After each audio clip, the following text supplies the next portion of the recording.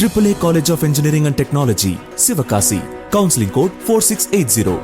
தமிழ்நாடு மற்றும் புதுச்சேரியில் மக்களவைத் தேர்தலுக்கான வேட்புமனு தாக்கல் நிறைவடைந்திருக்கிறது.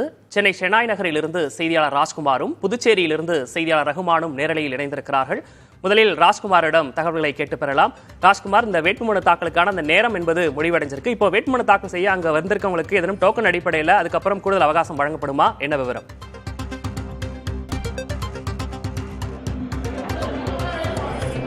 விக்னேஷ், 2024ஆம் ஆண்டு மக்களவைத் தேர்தலுக்கான வேட்புமனு தாக்கல் சற்று நேரத்திற்கு முன்னதாக முடிவடைந்திருக்கிறது. கடந்த 20ஆம் தேதியிலிருந்து வேட்புமனு தாக்கல் செய்வதற்கான அவகாசம் அரசியல் கட்சியினுடைய வேட்பாளர்கள், சுயேட்சை வேட்பாளர்கள் உள்ளிட்ட அனைவருக்கும் வழங்கப்பட்டிருந்தது. இன்று மாலை 3 மணிக்கு சரியாக வேட்புமனு தாக்கல் முடிவடைந்திருக்கிறது. மத்திய சென்னை தேர்தல் நடத்தக்கூடிய ஷெனாய் நகர் அலுவலகத்தில் இருக்கிற காட்சிகளை ஒளிப்பதிவாளர் சந்துரு காண்பித்துக் கொண்டிருக்கிறார். இங்கு 4 சுயேட்சை வேட்பாளர்கள் மாலை 3 மணிக்கு முன்னதாக வேட்புமனுவை தாக்கல் செய்வதற்காக வந்திருந்தார்கள். அவர்களுக்கு டோக்கன் வழங்கப்பட்டிருக்கிறது.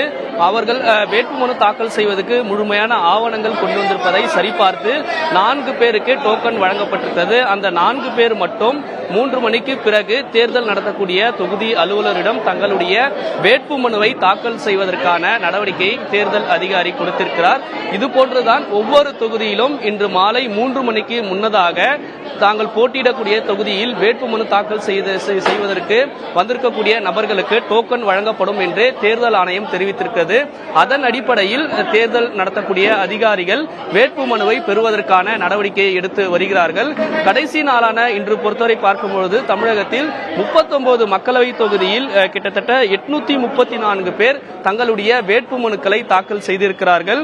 பிரதானமாக அரசியல் கட்சி உட்பட திமுக, அதிமுக, பாஜக உள்ளிட்ட கூட்டணி கட்சிகள், நாம் தமிழர் கட்சி உள்ளிட்ட அனைத்து வேட்பாளர்களும் தங்களுடைய வேட்புமனை தாக்கல் செய்திருக்கிறார்கள். கடைசி நாளான இன்று கூட பாஜகவுடைய மாநில தலைவர் அண்ணாமலை திருமாவளவன் சிதம்பரம் தொகுதியிலும், அதே போன்று பாமக சார்பில் பாலு அரக்கோணம் தொகுதியிலும், ஆர் ராசா நீலகிரி தொகுதியில் உள்ளிட்ட நட்சத்திர வேட்பாளர்கள் கிட்டத்தட்ட 11 பேர் இன்று தமிழகம் முழுவதுமே தங்களுடைய வேட்புமனுக்களை தாக்கல் செய்திருக்கிறார்கள்.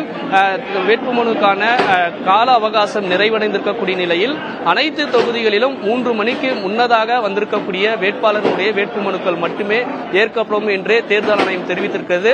அதன் அடிப்படையில் தேர்தல் நடத்தக்கூடிய அலுவலர்கள், காவல்துறை அதிகாரிகள் ஒவ்வொரு தொகுதியிலும் வேட்புமனுவை இறுதி செய்வதற்கான நடவடிக்கை எடுத்து வருகிறார்கள். வேட்புமனுக்கு தாக்கல் இன்று முடிவடைந்திருக்கக்கூடிய நிலையில் நாளை வேட்புமனுக்கள் மீதான பரிசீலனை நடைபெறுகிறது. பரிசீலனை முழுமையாக முடித்ததுக்கு பிறகு மார்ச் 30ஆம் தேதி வேட்புமனுவை இறுதி செய்து வேட்பாளர் பட்டியலை வெளியிடுவதற்கான நடவடிக்கையை தேர்தல் ஆணையம் எடுக்க இருக்கிறது. வேட்புமனு தாக்கலுக்கான அந்த நேரம் முடிவடைந்த நிலையில் நீங்கள் ஷெனாய் நகரில் இருக்கீங்க. அங்க பரபரப்பாக இருக்கக்கூடிய அந்த காட்சிகளையும் பார்க்க முடிகிறது. 3 மணிக்கு முன்னதாக வந்தவர்களுக்கு டோக்கன் கொடுத்து அவங்க இருக்கிறதாகவும் சொல்லியிருக்கீங்க. தற்போதைய விவரங்களை வழங்கியமைக்காக நன்றி Rajkumar. AAA College of Engineering and Technology, Sivakasi. Counseling code 4680.